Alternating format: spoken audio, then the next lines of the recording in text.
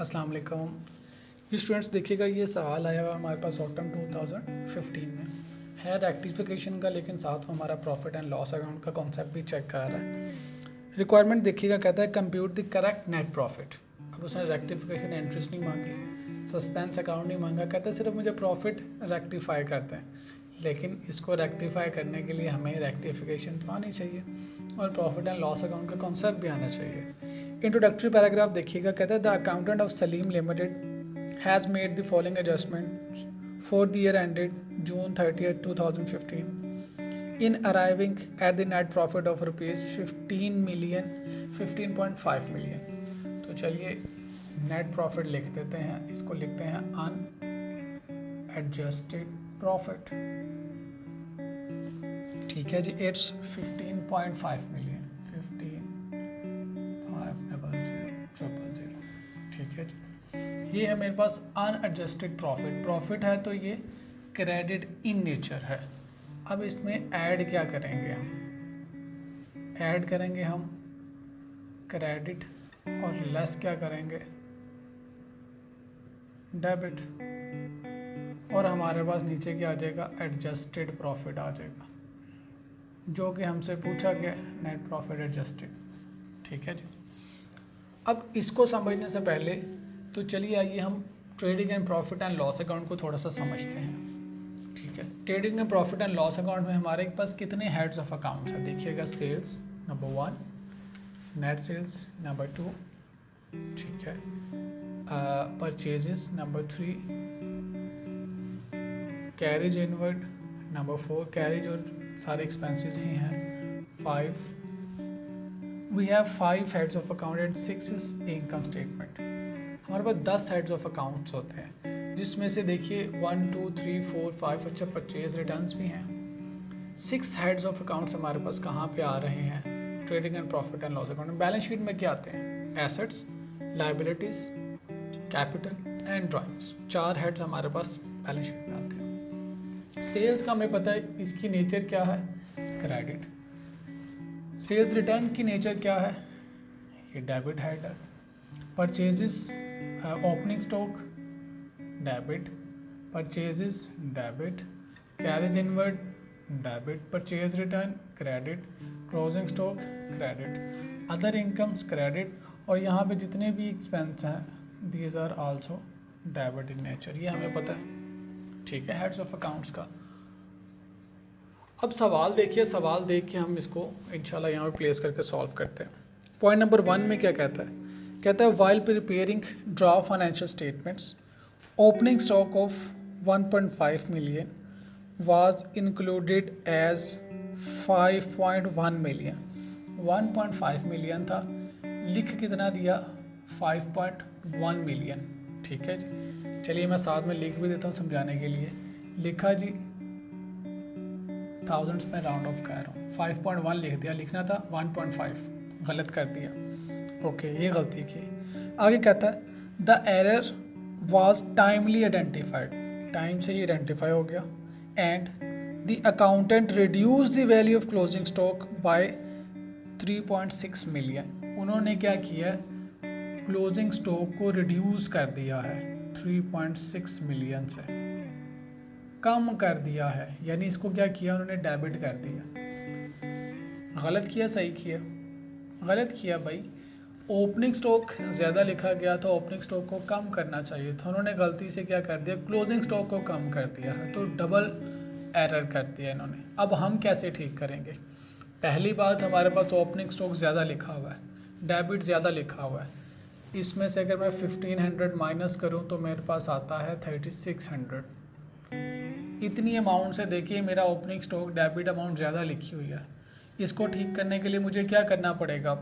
पहले एक बंदे ने गलती की, दूसरे अकाउंटेंट ने उसको ठीक किया। अब आप चार्टर्ड अकाउंटेंट हैं, अब आपके पास ये सिचुएशन है कि एक की गलती दूसरे की रेक्टिफिकेशन है, अब आप उसको रेक्टिफिकेशन को भी ठीक कर रहे हैं। ठीक है, तो अब आपको एग्जामिनर आपको एक स्टेप और ऊपर ले गया है।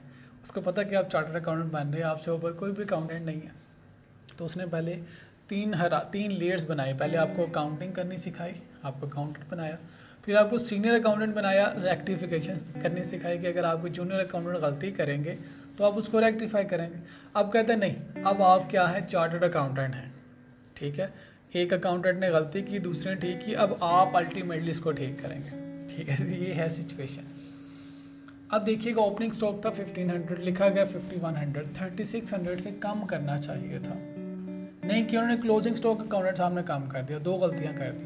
तो अब अगर डेबिट ज़्यादा है उसको कम करना है तो मुझे क्या करना पड़ेगा, क्रेडिट करना पड़ेगा। क्रेडिट करना तो यहाँ पे लिखता हूँ ओपनिंग स्टॉक ओवर स्टेटेड, ठीक है जी। कितनी अमाउंट से, 3600 से, तो यहाँ पे हम पूरी लिख रहे हैं अमाउंट 3600,000। इतनी अमाउंट से हमारा ओपनिंग स्टॉक ज़्यादा लिखा हुआ था, तो ये हमारा ओपनिंग स्टॉक ठीक हो गया, ओके। यानी प्रॉफिट में जो गलती थी अब इससे ठीक हो जाएगी। दूसरा, उन्होंने क्लोजिंग स्टॉक को देखें कम किया है, हमने अब क्लोजिंग स्टॉक को ज़्यादा करना है। अगर क्लोजिंग स्टॉक को ज़्यादा करना हो तो क्लोजिंग स्टॉक क्या है, क्रेडिट इन नेचर, इसको ज़्यादा उन्होंने डेबिट कर दिया, गलत किया। अब हम क्या करेंगे, उसको क्रेडिट करके ज़्यादा करेंगे। तो मैं लिखता हूँ जी यहाँ पे क्लोजिंग स्टॉक अंडरस्टेटेड, कम लिखा गया।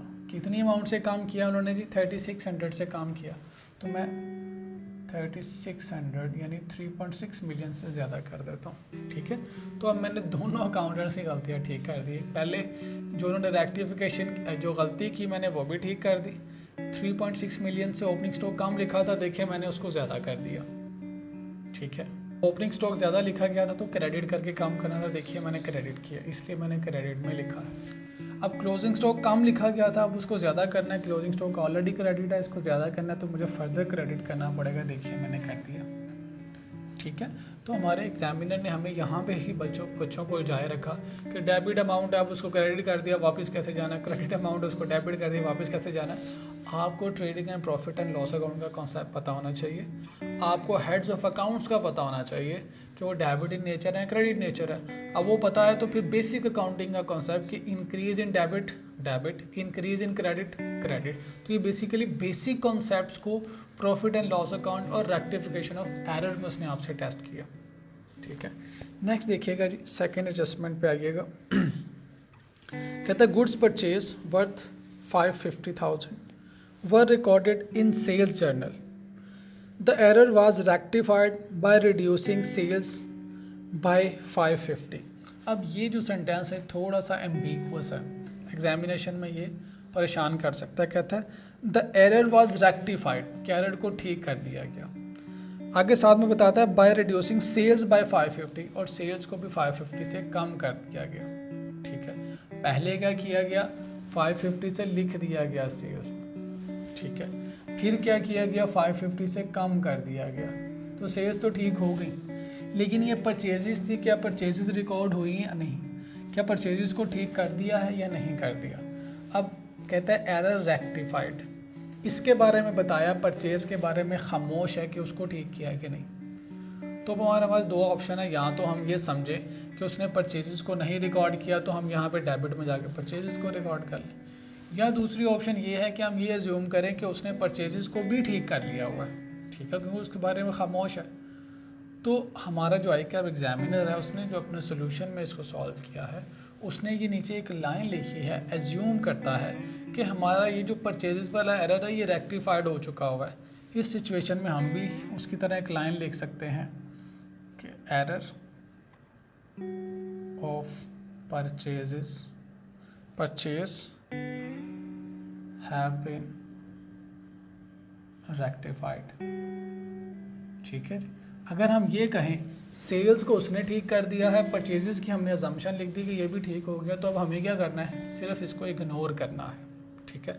दूसरी ऑप्शन क्या है, हम यहाँ पे लिखें error of purchase have not been rectified, तो हम यहाँ पे फिर परचेजेस को लिखेंगे। फर्दर यहाँ पे परचेजेस डेबिट होनी चाहिए तो यहाँ पे डेबिट पे लिखेंगे। यू हैव टू ऑप्शन, जिस ऑप्शन पे भी जाएंगे एग्जामिनर को नीचे लिख दें कि सवाल की अंडरस्टैंडिंग कम है, तो मैं ये जूम करके इसको सॉल्व कर रहा हूँ। और अल्टरनेटिव भी लिख सकते हैं, यहाँ पे लिख सकते हैं अल्टरनेटिवली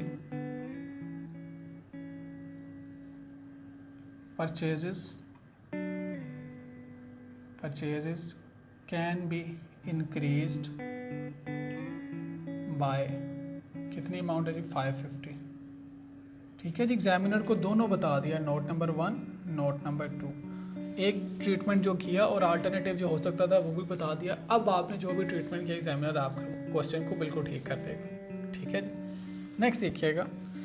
थर्ड पॉइंट में कहता है on 1 January 2015 miscellaneous item of machinery were purchase for ₹250,000 but had been recorded as 25,000. Okay, the said entry was collected by debit the difference of the repair difference to the repair expense account. जो difference था उसको repair expense में लिख दिया गया। It is the company's policy to provide the depreciation annually on straight line basis. ठीक है जी,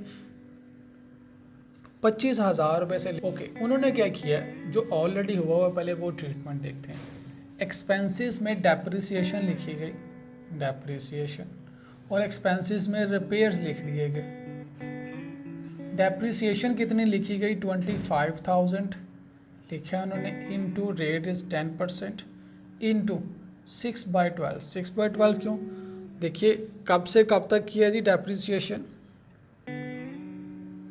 ये है जी एसेट ख़रीदा गया 1 जनवरी 2015 में ख़रीदा गया और हमारा साल ख़त्म हो रहा है 30 जून 2015 में, तो 6 महीने की डेप्रिसिएशन है। 6 महीने की डेप्रिसिएशन आ जाएगी जी 1250, ये लिखी गई है। और बाकी जो डिफरेंस था 25,000 और 2,50,000 का, वो कहाँ पे लिख दिया, रिपेयर्स में लिख दिया 225,000। ये हमारे एग्जामिनर साहब ने, ये हमारे अकाउंटेंट साहब ने काम किया। अब आप इसको कैसे ठीक करेंगे, ठीक कैसे करना है। एक तो डेप्रिसिएशन कम लिखी गई, डेप्रिसिएशन लिखी जानी चाहिए थी 250,000 का एसेट था इंटू 10% इंटू 6/12, ये डेप्रिसिएशन बनती है जी 12,500। ये डेप्रिसिएशन लिखनी थी और उन्होंने इतनी लिखी है, कम लिखी है, तो हम फर्दर डेप्रिसिएशन लिखेंगे। लें जी, डेप्रिसिएशन अंडर रिकॉर्डेड कितनी अमाउंट से उसको बता दें जी, डिफरेंस वाज 12500 माइनस इतनी आनी चाहिए, तो लिखी कितनी है 1250। कैलकुलेट कर लें जी, इट विल बी 11250। डेबिट है, लेस करना है, ले जी मैंने लेस कर दिया, तो ये मेरी डेप्रिसिएशन ठीक होगी। इतनी लिख दी है, लिखनी 12,500 चाहिए थी, अब ज़्यादा करनी है तो देखिए मैंने डेबिट कर दिया, फर्दर डेबिट कर दिया। रिपेयर्स में उसने लिखा है 225,000, तो ये तो रिपेयर्स थे ही नहीं, ये तो एसेट में जाना है, फिक्स एसेट में, गलती से लिख दिया। अब ये डेबिट अमाउंट है, अब इसको ठीक कैसे करना है, इसको क्रेडिट करके कैंसिल करें। क्रेडिट करेंगे तो फिर क्रेडिट साइड पर लिख दें रिपेयर्स रॉन्गली रिकॉर्डेड। ठीक है, description can be anything, description पे कोई डिबेट नहीं है। 225,500। ठीक है, दूसरे एंगल से अगर देखें, पहले देखें 225,000, ये रिपेयर एक्सपेंस में लिखा गया, इसकी वजह से हमारा प्रॉफिट कम हुआ। अब गलती से लिखा गया था, प्रॉफिट कम हो गया था इतनी अमाउंट से, तो इतनी अमाउंट से देखिए अपने प्रॉफिट को ज़्यादा कर दिया ऐड करके। ठीक है जी, नेक्स्ट देखिएगा जी, 4 पॉइंट में कहता है prepaid insurance amounting to ₹740,000 pertaining to the period from 1st July 14 to 31st December 2014 was not brought forward from the previous year. ठीक है, कहता है difference in the trial balance was removed by creating a suspense account, जाहिर है उसकी वजह से difference आना था। कहता है at the end, year end, when actual error was identified, तो क्या किया गया जी, suspense account was created by debiting prepaid insurance. कहता है जी सिचुएशन समझे क्या है, सिचुएशन ये है कि पिछले साल जो एडवांस इंश्योरेंस पे की गई थी पिछले साल, इस साल से रिलेटेड, यानी 1 जुलाई 14 से 31 दिसंबर 2014, यानी हमारे 6 महीने की, इस साल के 6 महीने की इंश्योरेंस पिछले साल में एडवांस में पे की गई। जब पिछले साल पे की गई तो उसको प्रीपेड में लिखा, इस साल जब वो एक्सपायर हो गया तो उसको एक्सपेंस में आना चाहिए था। ठीक है, वो कहते लिखना भूल गए। ओके, अब गलती जब आइडेंटिफाई हुई तो अब रेक्टिफाई कैसे किया गया, उसको दोबारा प्रीपेड में लिख दिया। अब वो 31 दिसंबर 2014 की एक्सपायर हो चुकी है। 30 जून 2015 में, यानी 6 महीने के एक्सपायर होने के भी 6 महीने के बाद जब गलती रेक्टिफाई की है तो हमारे अकाउंटेंट साहब ने उसको दोबारा प्रीपेड में लिख दिया। ये प्रीपेड थी तो हम नहीं लिख सके, तो ये ले प्रीपेड में दोबारा लिख दिया। यानी अब जो लिखा प्रीपेड में, इसका मतलब यह है कि अगले 6 महीनों की ये एडवांस इंश्योरेंस गलत है, तो इसको प्रीपेड एसेट में लिखना, बैलेंस शीट ठीक नहीं कर रहे। ये तो हमारे इन 6 महीनों का एक्सपेंस है, इस साल के 6 महीनों का एक्सपेंस है। पे ऑल्दो पिछली दफ़ा किया था, लेकिन एक्सपेंस में कब लिखेंगे? अब लिखेंगे, क्योंकि ये इंश्योरेंस एक्सपायर हो चुकी है। कितनी इंश्योरेंस है जी? 740,000। यहाँ पे लिखी जानी चाहिए थी, नहीं लिखी, एक्सपेंस में लिखनी थी। तो अब एक्सपेंस क्या होते हैं? डेबिट एक्सपेंस को ज़्यादा करना तो डेबिट साइड में लिख दें इंश्योरेंस एक्सपेंस नॉट रिकॉर्डेड 740,000। ठीक है जी, दोबारा समझ लें जी। प्रीपेड इंश्योरेंस क्या थी? 2014 1 जनवरी 2014 पे एक ओपनिंग बैलेंस आना चाहिए था प्रीपेड इंश्योरेंस का, हमारे साल के पहले दिन। तो अकाउंटेंट साहब ने ओपनिंग बैलेंस लिखा ही नहीं। ठीक है, जब साल ख़त्म हो गया तो आइडेंटिफाई हुआ कि एक ओपनिंग बैलेंस था प्रीपेड इंश्योरेंस का, वो नहीं लिखा था। तो अकाउंटेंट साहब ने क्या किया? ये लेंगे, अब लिखते हैं, जबकि अब नहीं लिखना चाहिए। अब तो वो इंश्योरेंस एक्सपायर हो गई हुई है, अब प्रीपेड में आने के बजाय उसको एक्सपेंस में आना चाहिए था। उन्होंने नहीं लिखा, तो अब हमने देखिए एक्सपेंसेस में लिख दिया। एक्सपेंसेस डेबिट होते तो मैंने देखा डेबिट के नीचे लिख दिया। इतनी अमाउंट से हमारा प्रॉफिट क्या हो जाएगा? कम हो जाएगा।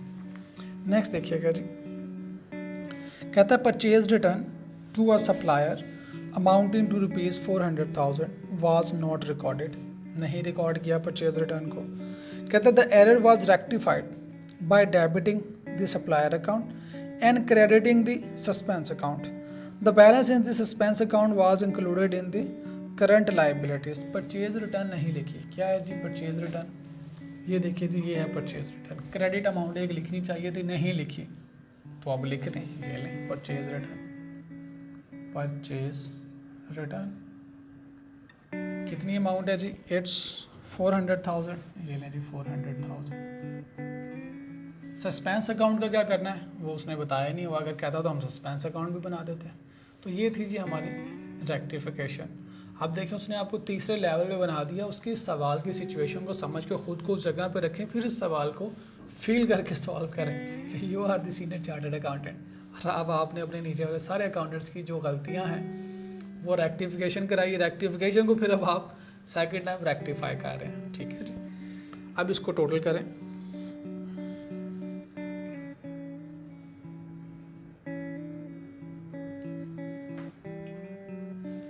इसको जब आप टोटल करेंगे तो you will have correct profit, that is 22573750। यही आपसे पूछा गया था जी कि मुझे करेक्ट प्रॉफिट बता दें।